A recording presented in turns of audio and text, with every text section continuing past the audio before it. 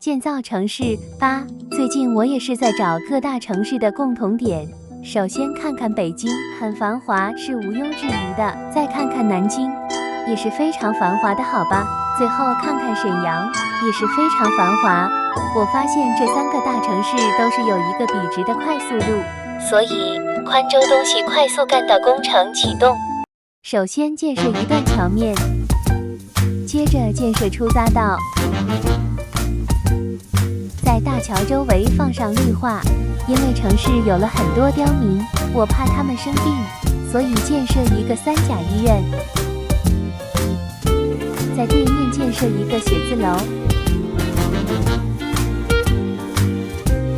最后给医院建设上停车场。